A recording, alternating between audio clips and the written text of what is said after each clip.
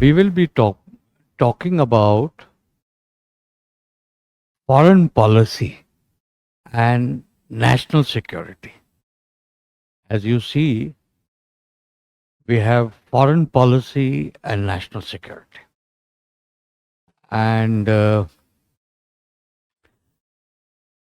unlike many years, 10 years, 15 years earlier, 20 years earlier, foreign policy was something which was far off, something which was meant for the experts, something which did not concern the common man, which did not have very close link with domestic politics.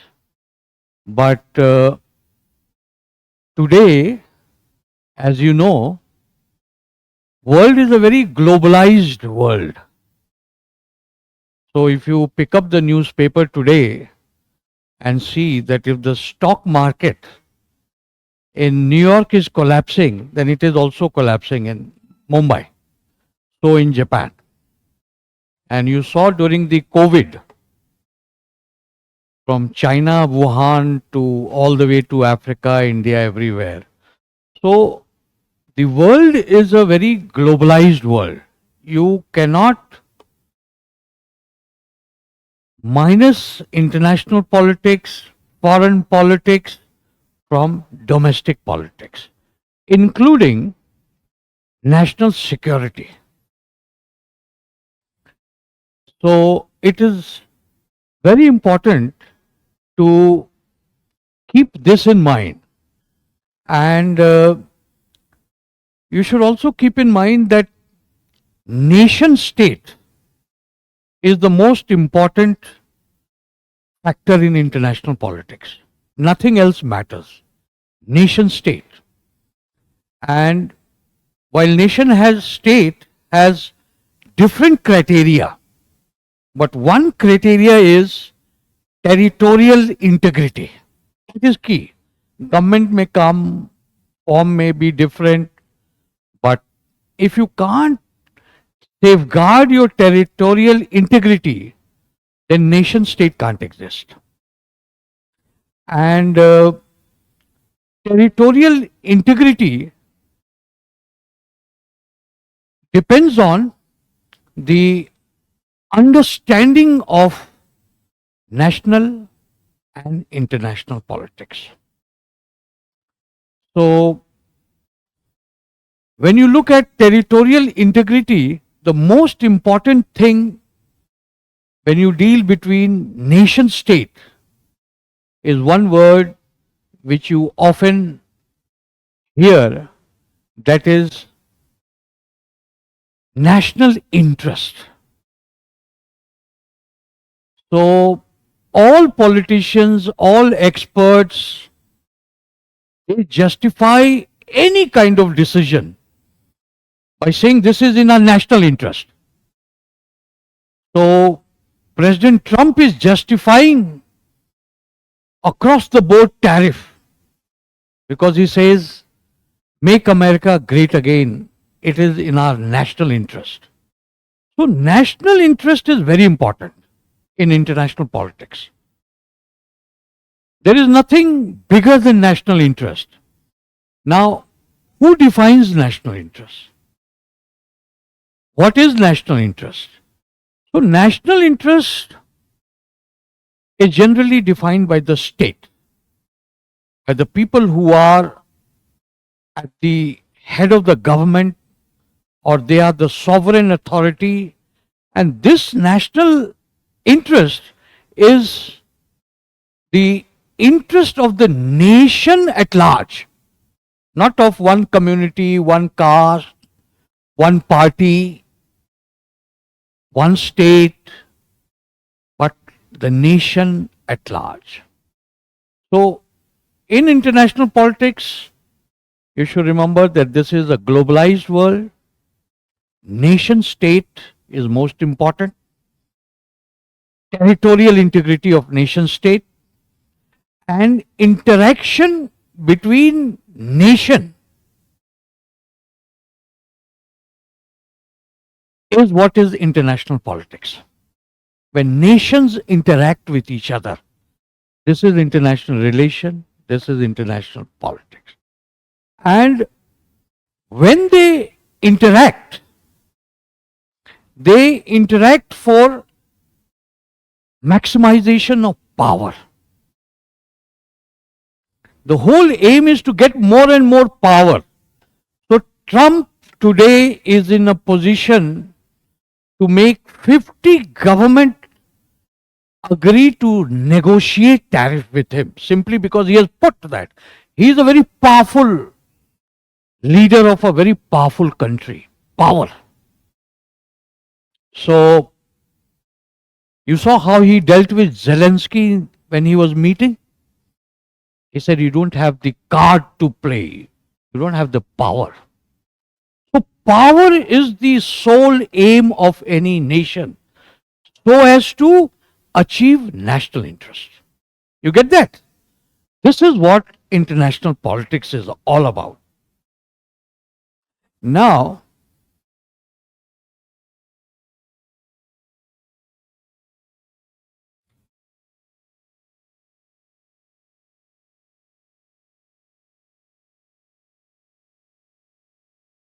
okay. So, in national interest, I told you first is territorial integrity. How you safeguard the border. Then is your economic development. Ultimately, everything is being done for what? For the economic development of the people. And then you have a peaceful world order. If there is peace, now peace according to that country's concept. So you also have some people talking about peaceful world order in an idealistic sense, that there should be no torture, there should be no violation of human rights, no genocide in Gaza. So nation also talk about idealism. India also talks about Gandhi's philosophy of non-violence. But on the other hand, we also have Chanakya Niti. We also have nuclear weapon. And we are also ready to go to war with China if it comes close to violating our national interest. So, worldview, peaceful worldview, is both idealistic and realist. But remember, sometimes idealism is हाथी के दो दांत होते, एक दिखाने के लिए, एक खाने के लिए. So idealism is just for show, talk, morality. In international politics, there is only one that is real politics, that is national interest, obtaining power. Now, so what is foreign policy? Okay, what is foreign policy?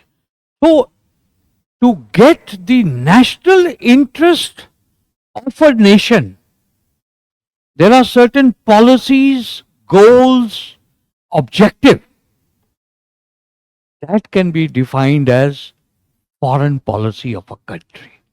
The whole aim of foreign policy is to obtain national interest based on maximization of power. Is that clear?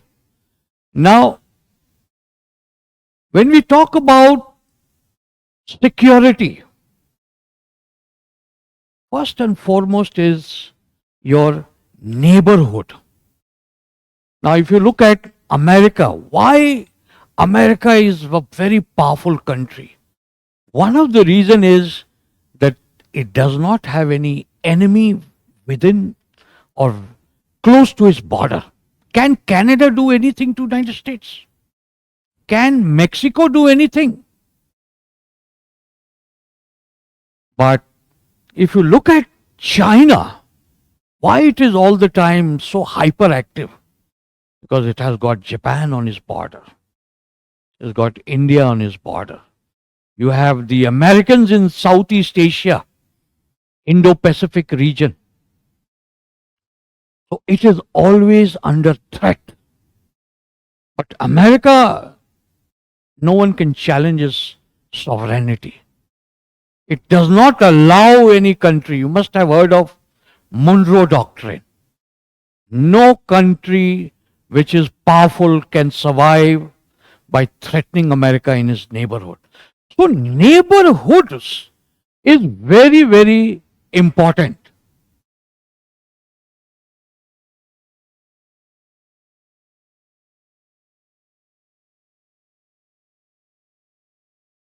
Okay. So neighborhood is very important. And if you look at India's map, one is the immediate neighborhood. India, Pakistan, Bangladesh, Bhutan, China, countries with whom you have common border. For India, that is the most important, first and foremost. So we have neighborhood. Whole emphasis is we talk about neighborhood first policy. Our sorry?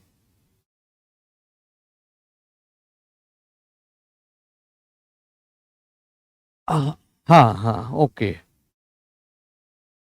Uh, this is an old map, that's why. Oh, sorry. So, one is the immediate neighborhood. Then you also, when you talk about national security, you also take into account your extended neighborhood. So, you often hear our foreign minister Jaishankar talking about extended neighborhood, West Asia, Central Asia, Southeast Asia. So you have look East policy, act East policy, Indo-Pacific policy, a policy towards Central Asia, Afghanistan and beyond, Tajikistan, Uzbekistan. You also talk about UAE, West Asia. They are not countries which share border, but is very important to India. So the most important is the neighborhood, the countries which share border. That is the most important element of our national security. So now,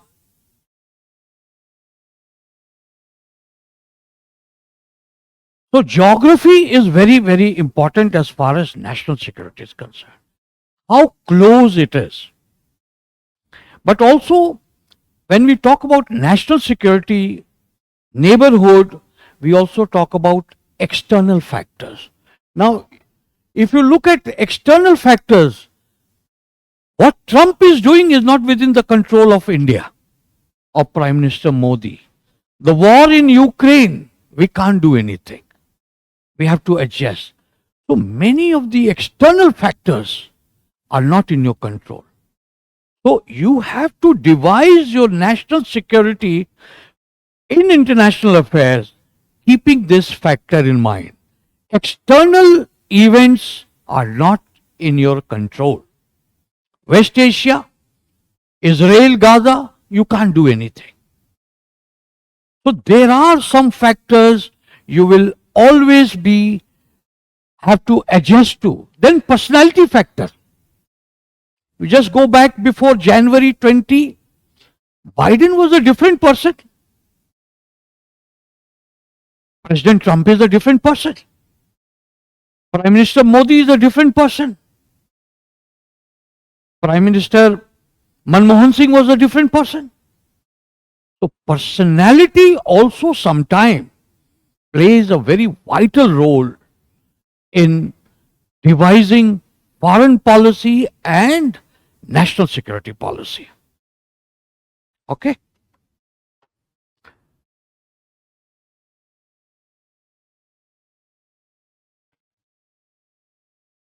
So when we talk about our neighborhood, India has one policy which you must have heard repeatedly, that is neighborhood first policy. Now, what is this neighborhood first policy?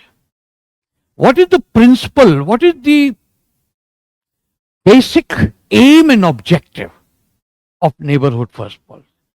First is, if you have peace, prosperity, stability in your neighborhood, it is in India's national interest. Because we want a peaceful environment. So that is why often questions come. India is in a very troubled neighborhood. You have Pakistan, you have Afghanistan, and of course you have China, and then what is happening in Bangladesh, Nepal also monarchy. They want to bring back monarchy. Lanka, China, influence is growing. Maldives facing debt trap under Chinese control. So India today is in a very, very troubled neighborhood. It's not an easy neighborhood. You have terrorism, you have illegal migration, Rohingyas, you have foreign powers trying to check India.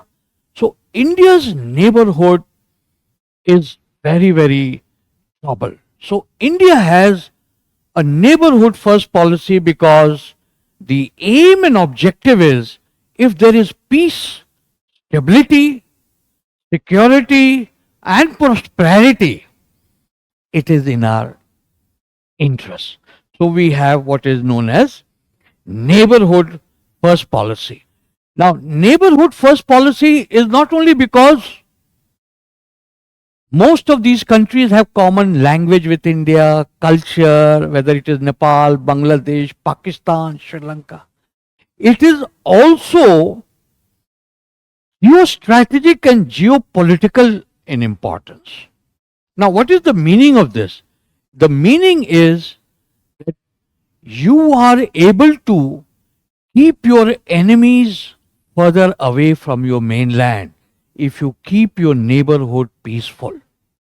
So, if you look at our neighborhood, who is our closest neighbor depends on the way we treat the boundaries. So, if you look at Bhutan, we have a treaty with Bhutan, special 1949 Bhutan Treaty.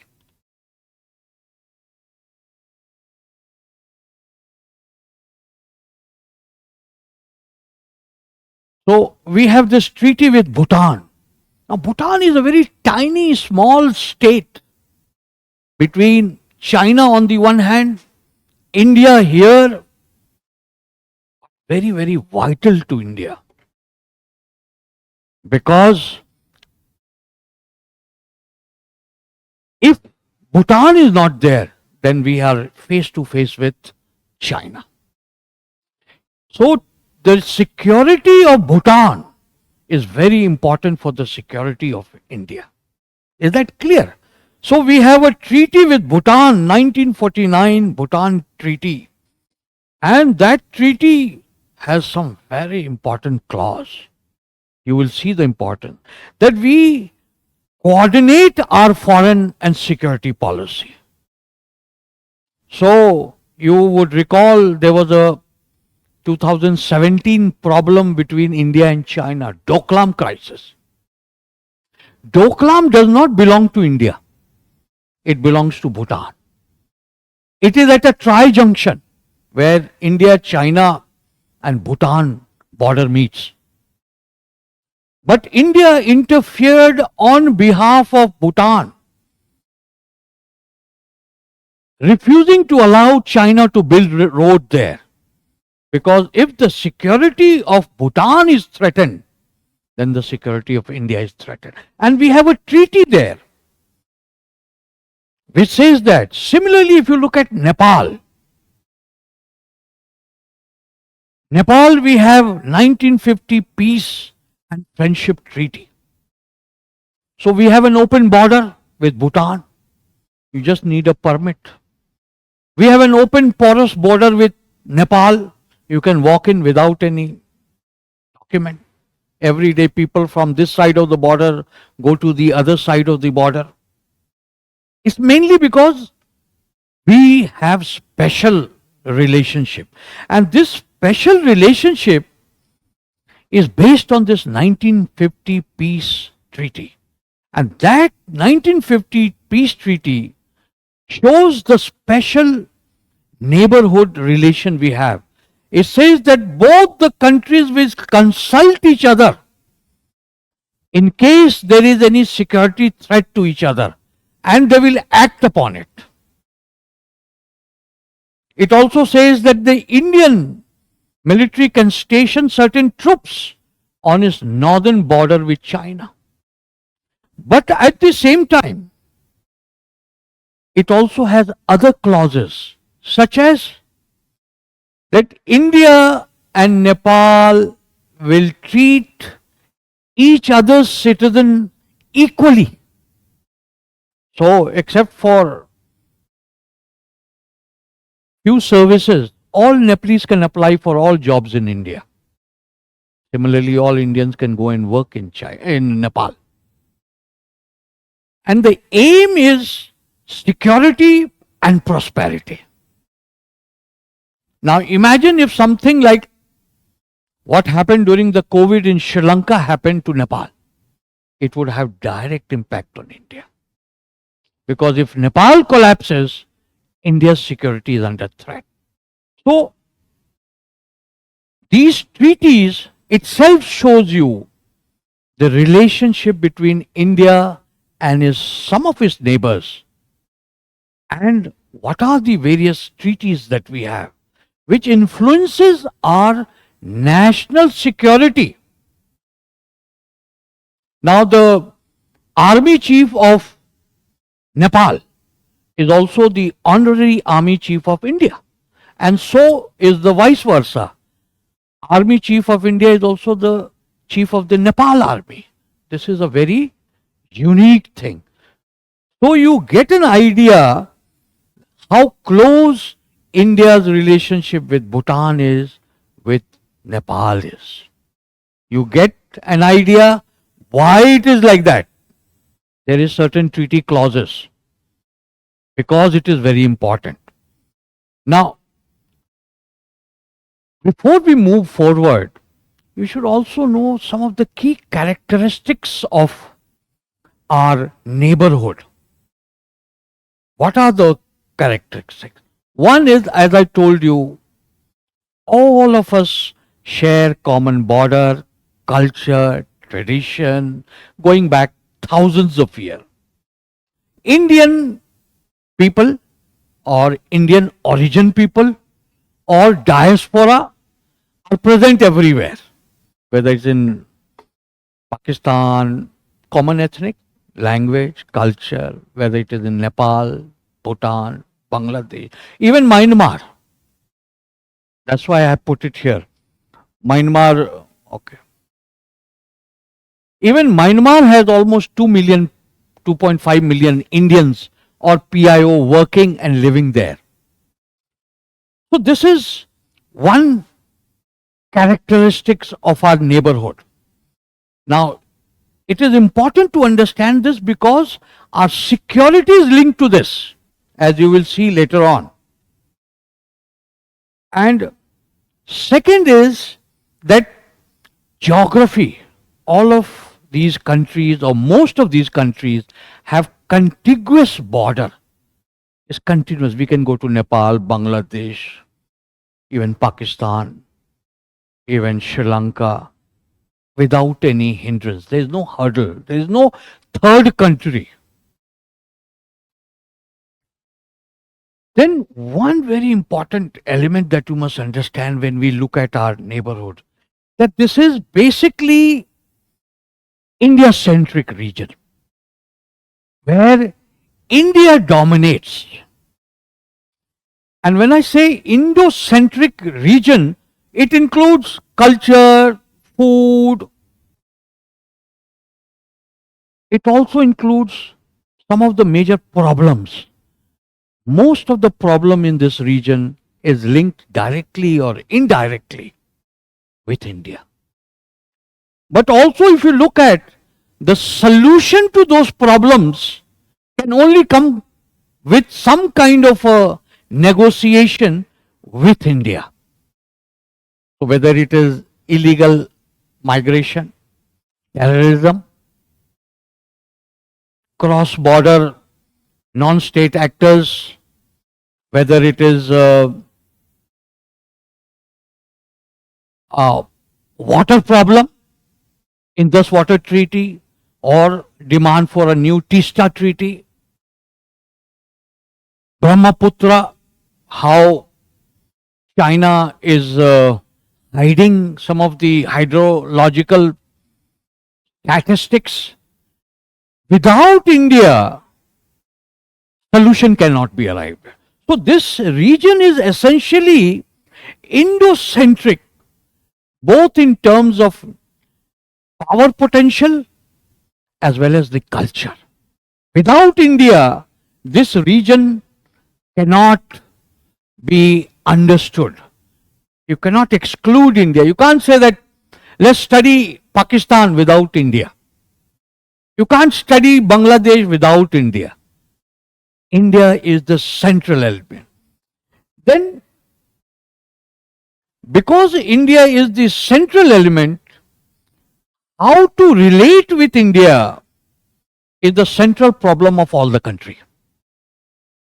So what is the close relationship between India and Nepal and Bhutan is because India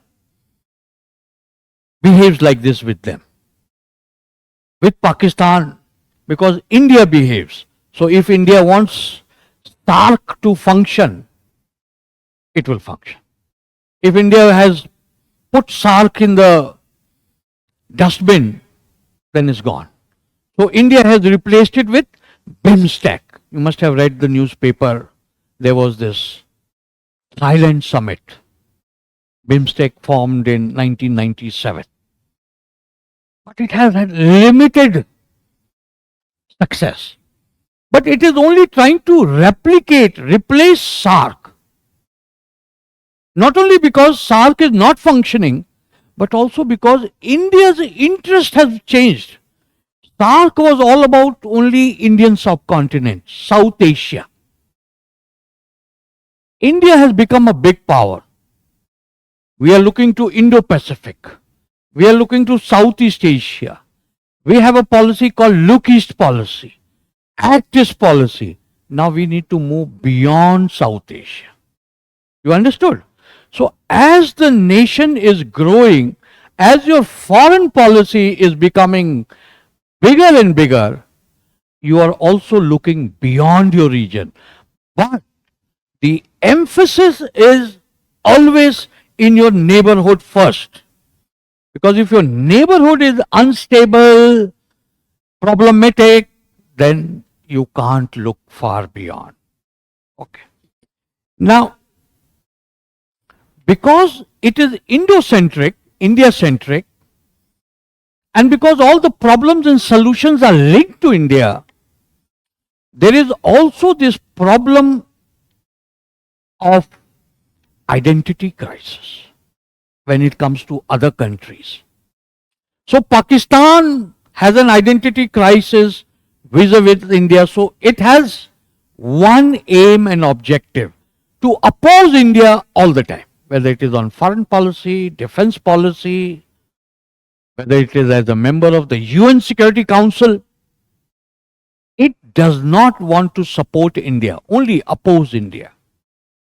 Similarly, Bangladesh, if you look at it, they want to be a different country now. They are saying what happened in 1971 does not matter. They want to forget that India was instrumental, a very important factor in creation of Bangladesh. They say, no, that's old thing. Because they don't want to be identified with India. There is an element in Bangladesh. Similarly, in Nepal, they always look to India as the big brother.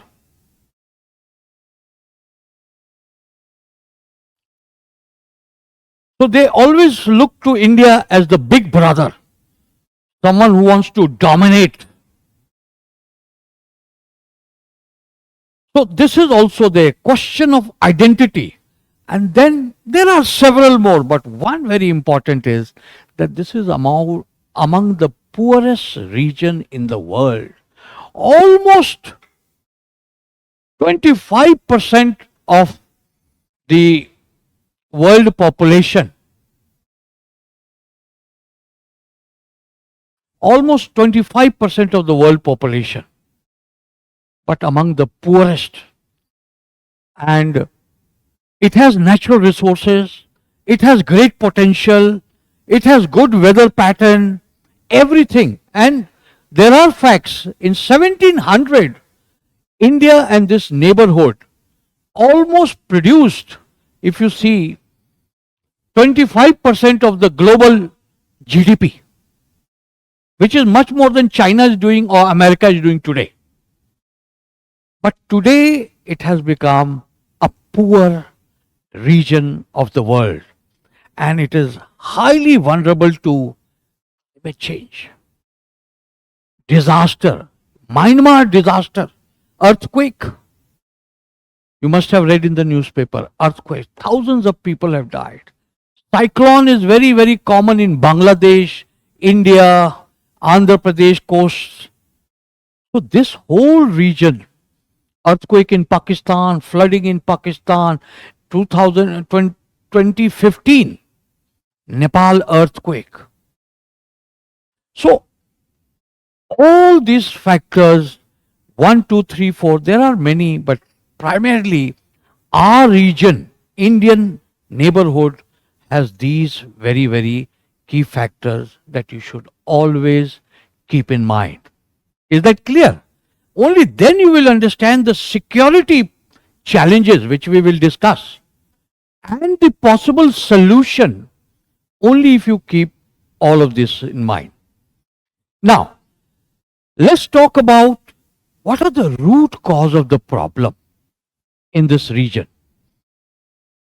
When we talk about security problem in this region, what are the root cause?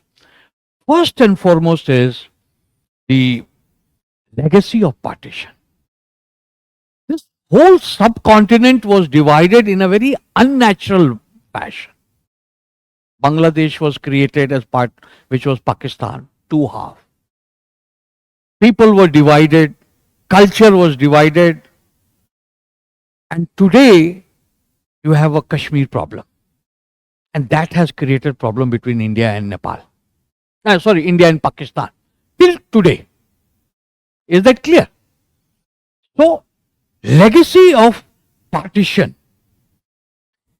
And because of that, we have different security perception. Pakistan is bent upon destabilizing India because they have anti-India orientation.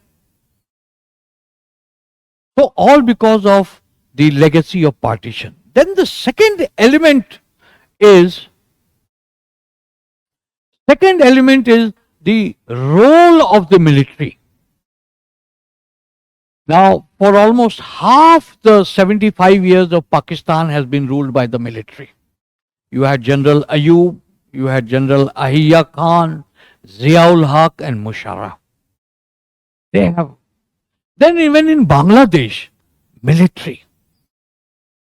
From 1979, 80, or rather from 1975 onwards, you had all the way till 1988 military rule or military supported government. The third element is lack of democracy. Except for Sri Lanka and India, none of the countries are genuine democracy for a long period. Pakistan, I told you, Nepal was a monarchy. It became a democracy, limited democracy in the 1990-2008. Monarchy was abolished. And again today you have people saying we want the monarchy king back. So deficit of democracy. That is very, very important. And then you have problem of border management. Because the borders are either very porous, much of cannot be controlled.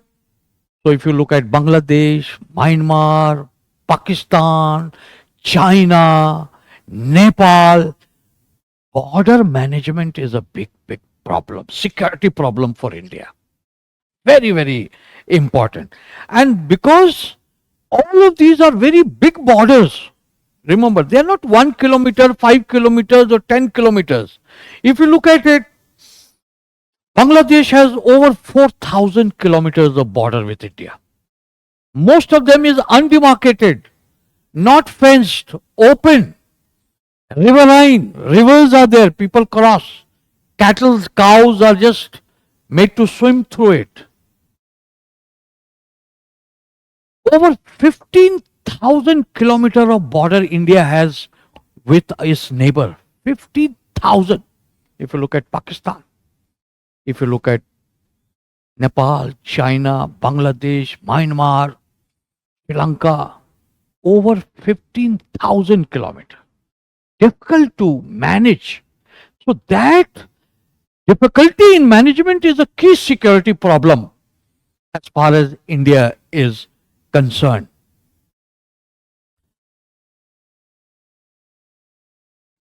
So, so if you look at Nepal, now this open porous border has created a lot of problem, security problem. What are they? Say for example, criminal activities across the border. Because it's an open border. You also have counterfeit currency, duplicate notes coming in. You have Pakistan's ISI sending terrorists into Indian border. And then because of this unmarked border, you also have problem with local community fighting over territory. And we have, you must be aware, border problem with Nepal, Kalapani area, where both countries claim that this is ours, this is ours. Now, 90% of the problem has been solved.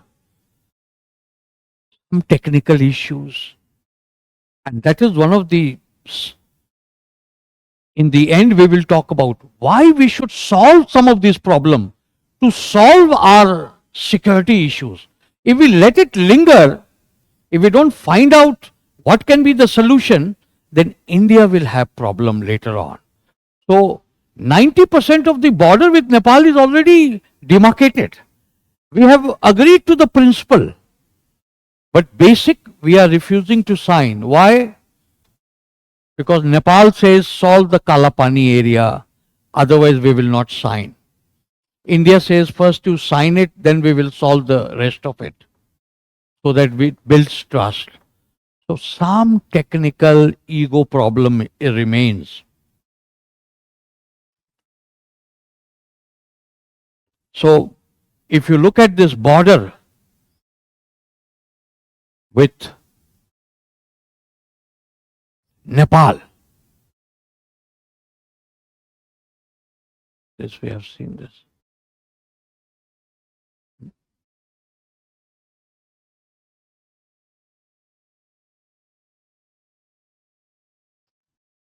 So if you look at the border problem here, this is Kalapani area, Lipu Lake. Now this is River Kali. Based on this, Nepal says this is all our territory. So perception, we can solve it, but refusal to solve it has created bad blood. Now Bhutan, we don't have any major security problem, but because Bhutan has problem with China, border problem. Therefore today even Bhutan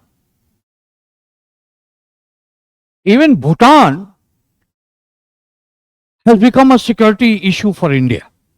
Why? Because if China is able to pressurize Bhutan into ceding territory, say this is the Doklam area, this is known as the chicken neck area.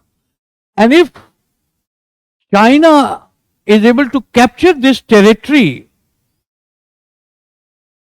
then our entire access to northeast is finished. So therefore we have to be very, very mindful of the national integrity, border integrity of Bhutan. Because if Bhutan falls, then this can also fall. You get it? We have no threat from Bhutan, but because it is facing threat from China, that is a major problem.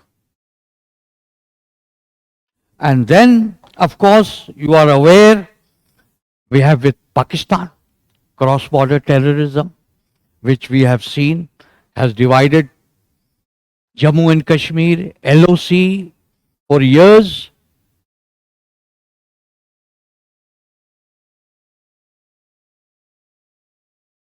Okay. Any questions you have till now? Something you want to ask? Anything? Okay. Now, no question?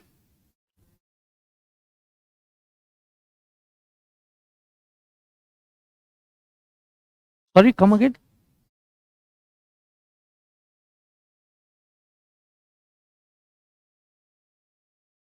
No.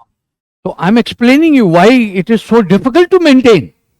Now, when you listen to these, you will get a sense how difficult it is to maintain relationship because of the factors I told you. It is not as if India does not want to maintain. It is that there are so many factors. I told you legacy, partition, military rule, poverty, geography, history. That itself creates problem. Open border, very large border with all the thing. So we have to manage our security. Managing the security is the big challenge. That's what I'm trying to explain to you. How difficult it is because of the various factors. So it is not as if India has failed. We will see a lot of success is there. But challenges, difficult task.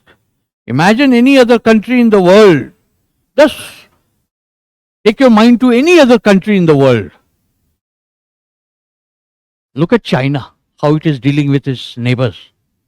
It has invaded all its neighbors. It claims the entire South China Sea. It claims territory of Philippines, of Brunei, of Malaysia, of Vietnam. But India, we don't claim anyone's territory. We are trying to manage this very, very big problem. Now, if you look at China, you are all very well aware what happened in 2020, border problem. China does not want to solve the border problem. They don't want to demarcate the border problem. Why? Because they feel that we are powerful. We will keep India off balance. We will keep India guessing all the time.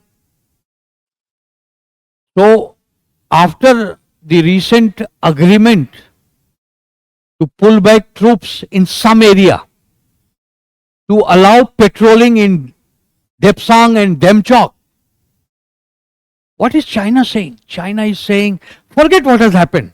Let's start economic relationship. Look, our common enemy is Trump. Forget what happened last 4 years. They don't want to solve the problem. They want to keep this problem and they want to keep salami slicing. You must have heard of this term, salami slicing. Thoda, thoda, thoda, thoda. They want to keep coming. So China, even today, after agreement on October 20th, 2024, most of the problem remains as is. We have moved out from eyeball to eyeball confrontation. But there are buffer zones created, but the problem has not been solved. And China does not want to solve it. They are taking their time.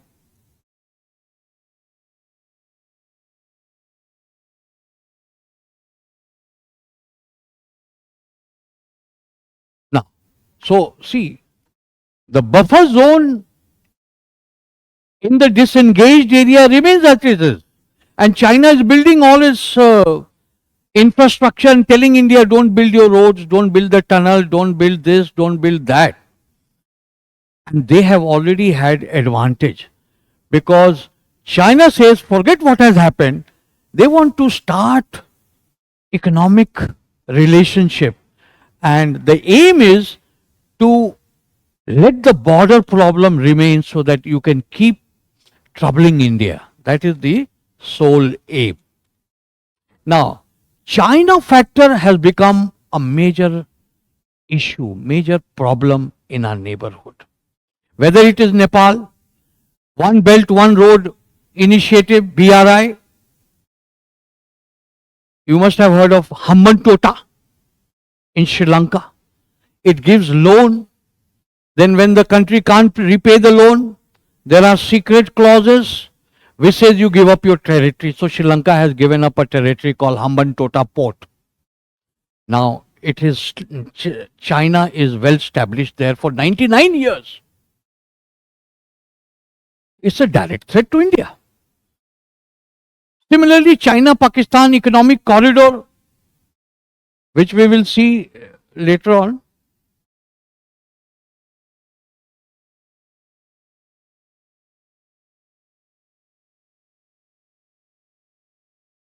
China-Pakistan economic corridor starts from here, goes through all the way. It is going to put Pakistan also under debt trap. It was already for years, last 7 decades, trying to challenge India using Pakistan's proxy war, terrorism, cross-border terrorism. So you must have heard two-front war. Now India has to deal with China and Pakistan together because China does not want India to allow itself to dominate the region. The Chinese influence is increasing. Now even in Nepal, they are building the Belt and Road Initiative. All the infrastructure is coming to the Indian border. Bangladesh, 4 days back, you saw the Yunus, interim advisor, going to China. And today, if you look at the paper in Economic Times, there is an article that he has agreed to allow building of airport near the Chicken Neck, where Bangladeshi territory is, by Chinese help, by Chinese money. So China problem has become a major issue because they have allowed various neighbors of India to challenge India's domination. They want to help India. They want to help the neighbors so that to reduce India's influence. So China is a major factor in this region. So what is the way out? What can be done? One thing that can be done, if you look at it,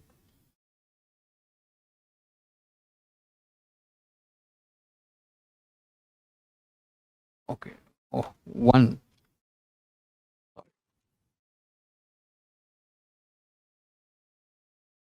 Okay. Now, one problem is the problem of illegal migration. Illegal migration is coming from Bangladesh because if you look at the map, this is India, West Bengal, Bangladesh, and our northeast. And India's northeast, Mizoram, Manipur. Now here is Myanmar. Myanmar has always been ruled by the military for years, except for a very brief while from 2015-16 till 2020. That also very limited, very limited. Just one.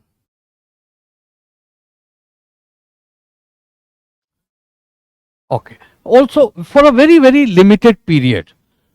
So the global sanction, economic, political, because the military is ruling Myanmar, has made them totally dependent on China. Now for India, this is a very big problem because Myanmar has become a major source of all the separatists, insurgents, Ulfa, Bodoland. All of these people are hiding in the jungles here, and the Myanmar military refuses to do anything because they are under the influence of China. So, lot of problem coming from Myanmar. Now you would recall there is another major problem, the Rohingya issue. Rohingyas were ethnic community in Myanmar, non-Buddhist, Muslim. They have been driven out and they have come here. And from here they are going into Bangladesh, and from Bangladesh they are all going into India. 10 lakh Rohingyas, all are based in Bangladesh, but Bangladesh does not have the capacity. So the people are coming into India. That is another major problem. Apart from illegal migrants from Bangladesh changing the demography of the entire Northeast. If you go to Assam, if you go to Tripura, Agartala, all these places, entire this Meghalaya, Tripura, the demography is changing. So, illegal migration itself has become a major security threat. Now, security does not mean that there is the Myanmar army going to attack India. But security today means something else. Like you must have experienced cyber fraud. This is also a new kind of problem. But this is also a new kind of major problem. Illegal migration. Changing the demography of your country. And then in future, you will have more foreigners, more outsiders in our own territory, and you will not be able to do. So this is another major problem. Mainly because civil war in Myanmar, military rule in Myanmar, poverty in Myanmar, earthquake in Myanmar. And I told you, even though many of the problems are linked to India, many of the solutions are also because of India. So if you look in Myanmar, the first country to go there to help has been India. Because we have this border capacity. Disaster relief going from India, plane after plane, going through trucks, because they don't have the capacity. So a question may arise, why is India helping? Remember what I told you? Peace, stability, security, prosperity is in our interest. Otherwise, the entire population will start coming here. If there is no peace, prosperity in Bangladesh, that's why we had very good relationship with Sheikh Hasina. Bangladesh became one of the success stories, and it became one of the fastest growing economy in this region. Because India wanted to stabilize Bangladesh. Because we can get connectivity. I told you the chicken neck problem, dilemma. So we have started train. So there are so many trains going from Kolkata to Dhaka and then to Agartala, and similarly to Meghalaya, to Mizoram, trucks going, railways going. It is in our interest of having connectivity. Now, what can be done about this? One is, okay, let me explain to you one more thing before we move. When we say China factor, if you look at the map,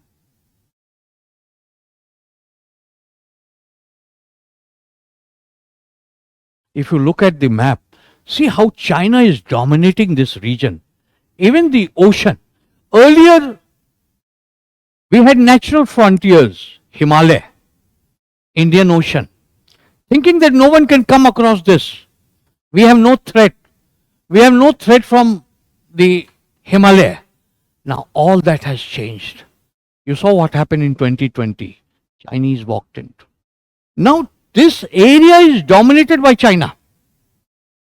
Maldives, Hambantota in Sri Lanka, Cambodia is totally under control of China. Then you have a China, Myanmar, economic corridor. They are coming here. Then you have also China is dominating in Bangladesh today. They are saying, okay, India does not want to help you, we will give you everything. Xi Jinping has promised 20 billion investment in Bangladesh. They have been the largest supplier of arms to Bangladesh for decades. Now they are also selling submarine to Bangladesh. So the Chinese submarines will be coming all over this area. So this map you can see, this is Gowdar Port. Now Gowdar Port, when I'm talking about, so this is China-Pakistan Economic Corridor. Starts from Xinjiang in Kashgar. This is the capital of Xinjiang area. It comes POK. And it goes this way, Islamabad, all the way here near Karachi and then to Gowdar. The point is, China is all around India, everywhere. It is making its presence felt, its influence is increasing. So in such a scenario, for us, security has become a major problem because of our border. And because neighborhood security is the most important thing. So, what is the way forward? If you look at this area, if you look at India's neighborhood, what can India do? The first most important is that some of the nagging problem, like for example, I said the border dispute with Nepal should be solved fast. If you keep it lingering, it remains there for many years and then it becomes very complicated. If we had made some kind of effort, then we would not have faced the problem that China came up with a new map. They said, no, all of these territories are ours, which India has captured. If we had solved it, it would not have come to. Now Nepal has issued currency note with a new map. So we have to solve some of these because 98% or most of the border problem between India and Nepal has been agreed to. Only basic principle I explained to you. India says sign the thing, then we'll solve the 2%. Nepal says, no, unless you don't solve that, we will not sign it. So we have to find a way out. Then is river water sharing. Because I told you, this is a united region which has been artificially divided. So rivers are common. So in this water treaty, today India has given notice to Pakistan that we want to renegotiate the treaty. Because of climate change, because you are sending terrorists, then what is the point of giving you this benefit? We need more water because Punjab farmers, ground level water has gone down. So we want to renegotiate. Then even Ganga treaty with Bangladesh is coming up for renegotiation next year, 1996. So 2026, 20 years, it has to be renegotiated. Bangladesh wants Tista water. So how we are going to solve this? There should be some kind of a comprehensive understanding of this. If India is to solve its security problem, we have to find a solution to this. And one of them is that effective border management. You can't ignore the border. You can't suddenly say, okay, close all the border. It will not close. Because hungry people will climb over, they will swim in the river, they will face the bullet. So coming from Myanmar or Bangladesh, they will keep coming. You can put all the fences.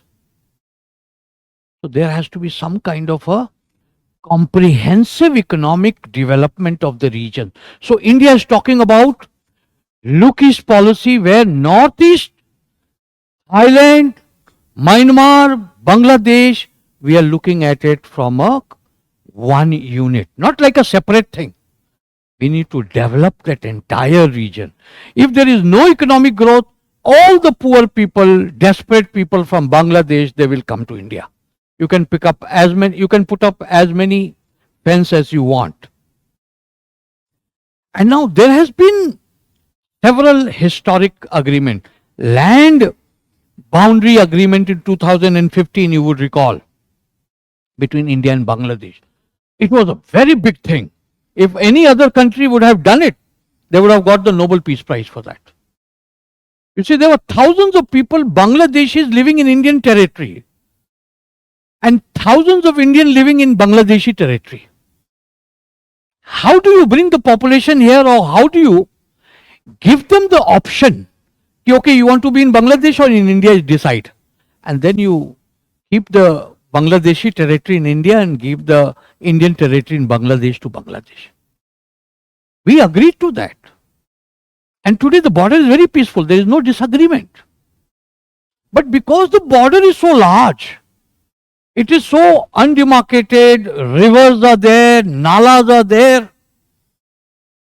So therefore, we have to find solution to this problem.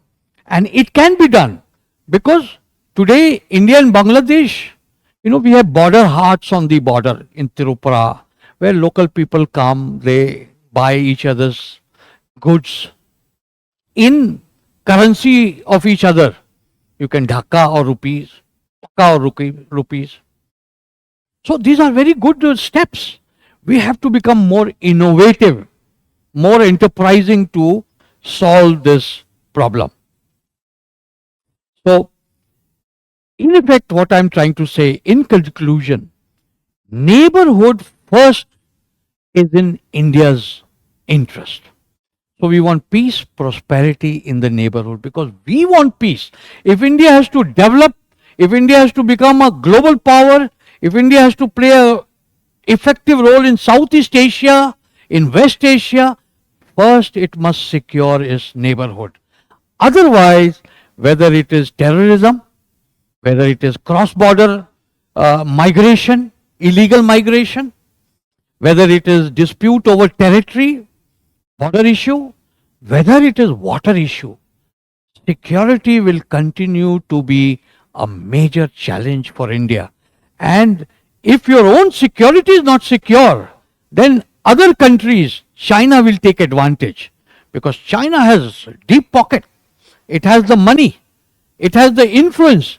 Now it wants to check India from growing. So it will play the role of checking India. Now it is up to India how it divides. That is why you see a Prime Minister is constantly talking about neighborhood first.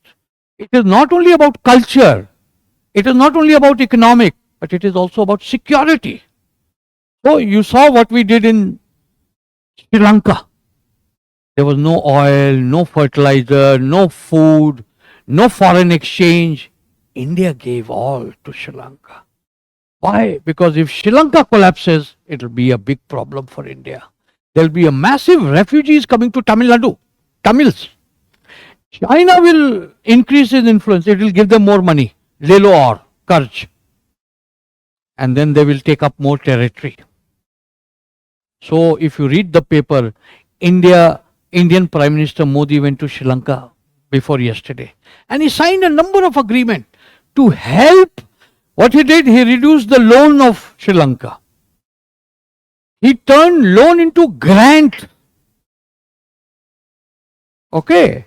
And so many, we want to now turn Sri Lanka into an energy hub. Because we don't have all the money as much as China. We are bringing UAE. Look, 3 countries we will partner, we will help Sri Lanka. And so therefore this is in India's interest that our neighborhood remains peaceful, secure, prosperous, and that is the main objective of neighborhood first policy. And that is how foreign policy can help in solving your national security problem. Okay, I will end there. If you have anything to ask, you can ask me. Any questions you have? Everything clear? No doubt?